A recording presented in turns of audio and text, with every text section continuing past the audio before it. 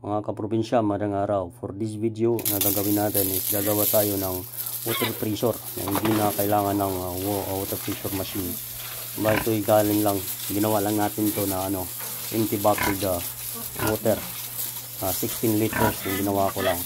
Kasi may mga hayop din tayo, may mga baboy, meron din kayo na ganito para hindi at least sa paglinis matanggal yung mga tae, lalo na yung mga tae ng baboy, para hindi tayo mabaho sa piggery natin.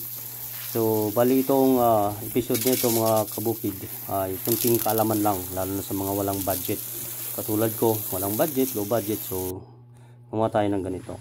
So bali kasi wala man tayong pambili ng PVC fitting connector, so na lang tayo, para-paraan na lang mga kabukid, para siguro baka mayroon din kayong ganito, mayroon din kayong mga piggery dyan, gumawa lang kayo ng ganito. Simple lang, kasi wala nga tayong budget, ang gagawin na lang natin is sunog-sunog lang, kandila at saka yan, para makunik natin. Kasi pag ganyan mga ka-farmers, kailangan talaga yan ng PVC fitting. So bibili talaga tayo nito, pero since wala nga tayong budget, maintainer muna tayo ng ibang paraan. Pero sulit ito mga kabukid, kasi matibay din ang ganitong gawa.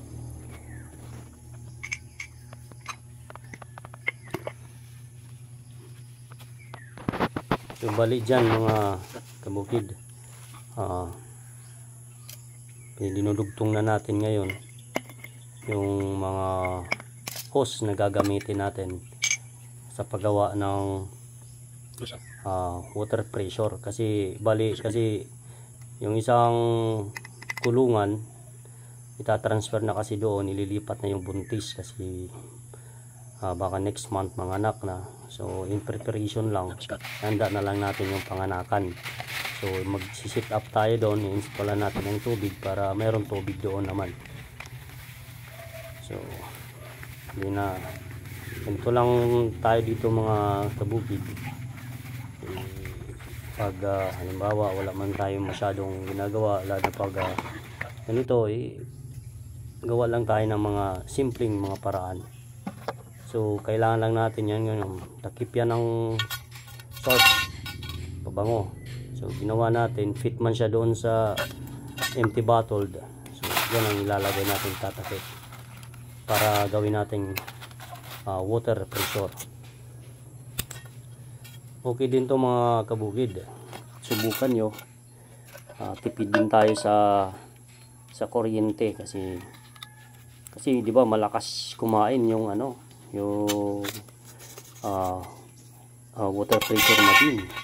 Ilang watts yan pag ginamit mo yan, pero lang maandar, malakas yung kain ng kuryente.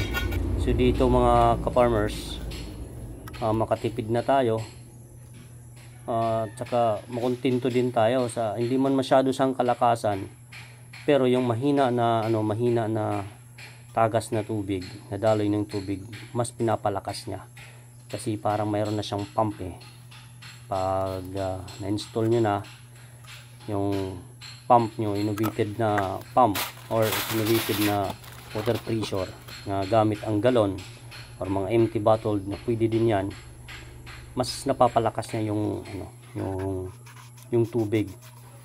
Tanggal din yung tae, saka hindi ka mauumay sa paglilinis ng piggery. At lalo na pag kailangan din nila siyempre paliguan yung mga baboy. So ganyan lang mga kabukid, kaprobinsya, yung ginagawa kong paraan, para at least maibsan din yung kakawalis-walis mo. Kasi pag may ganito, hindi mo na kailangan magwalis, tututok mo lang yung tubig, tanggal na yung tayo.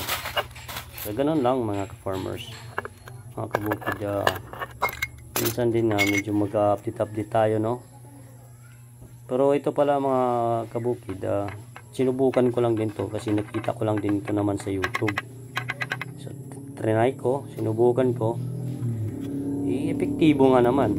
Yung una akala ko mahina, pero pag nasubukan nyo, mapapawaw ka talaga.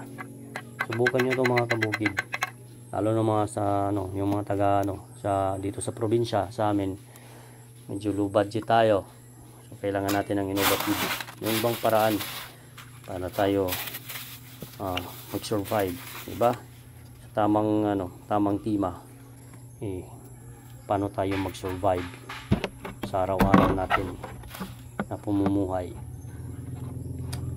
So yan mga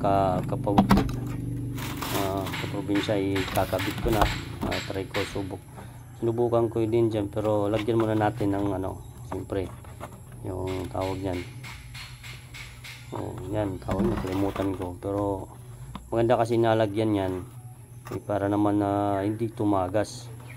Pero kahit nga dyan nilagyan ko na, nalagyan ko pa rin yan ng tawag yan, yung lastiko, kumbaga interior, yung ginupit ko lang interior ng sasakyan para mas tumibay, hindi talaga lumabas yung or tumagas yung tubig.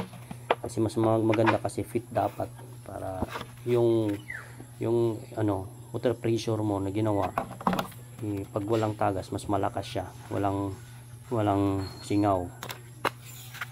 Tingnan mo, nilagyan ko yan ng lastiko, guma, interior pala.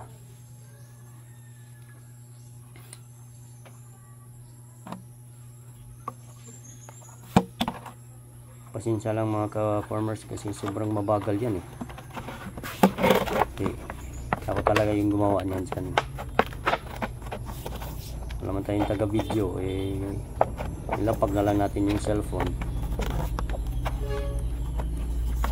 So yan mga ka-farmers, encourage naman, hinihimo ko lahat ng mga magsasaka dyan, try nyo gumawa ng ganito, madali lang naman, tsaka hindi malaki yung gastos natin dito mga kabukid.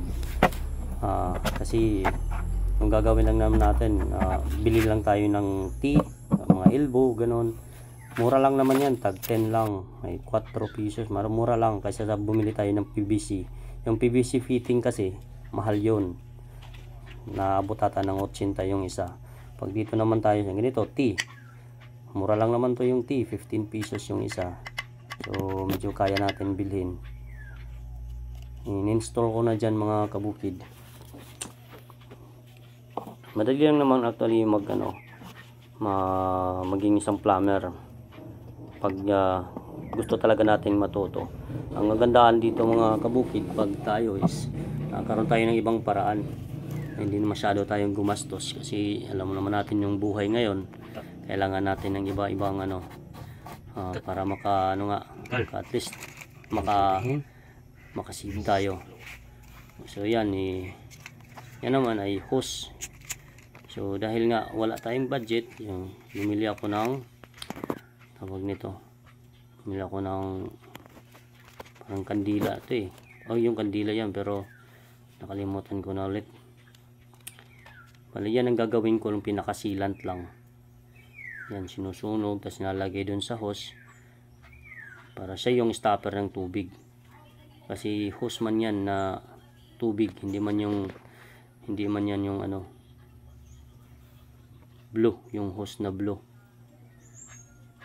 So yan ang gagawin, yung bali yan pag pinasok natin dyan, yan ang siya na yung pinaka yung, kasi stick glue pala to, kasi yung stick glue medyo pag nag-dry na siya, parang na rin to, parang sealant na rin.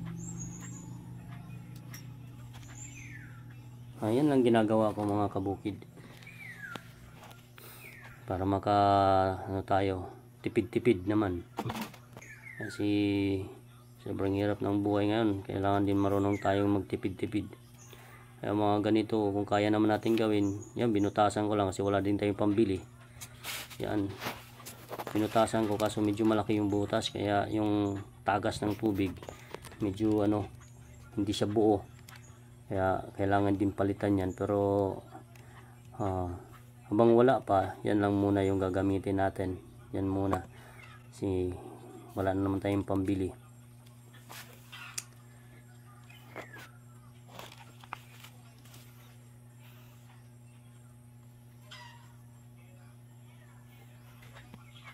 ito na yung ginawa ko na lang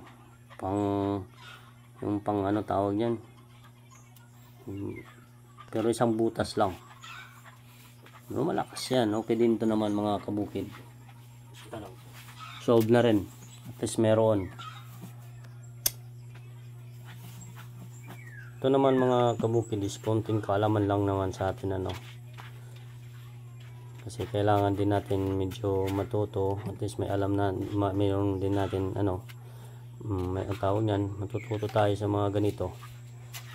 Malaking bagay ito kasi. Is hindi na tayo masyadong kagastos. Ito kasi ito yung bali mayroon dyan ako kasi ano, tatlong inahin, bali dalawa yung buntis. So dito na area, ano tawag yun, ito yung kulungan ng baboy na buntis na manganganak.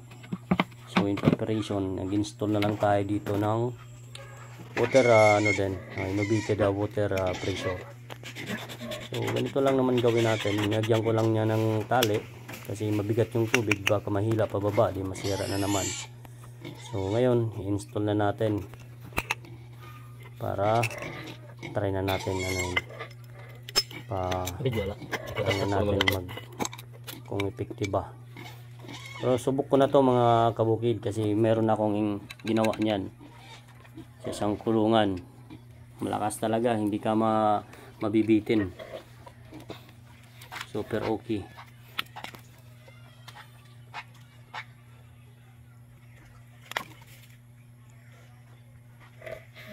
Madali lang naman to ikabit mga kabukid. Napakasimple lang gawin. At least meron na tayong water pressure innovative ano. Gagawa lang natin to, malakas siya. Tanggal talaga yung mga pupo ng ng baboy. Malinis talaga sila. Kaya ako, dahil hindi man tayo nagbabayad ng kuryente dito, hindi man to kumakain ng kuryente, kaya pabad ako maglinis ng piggery ko.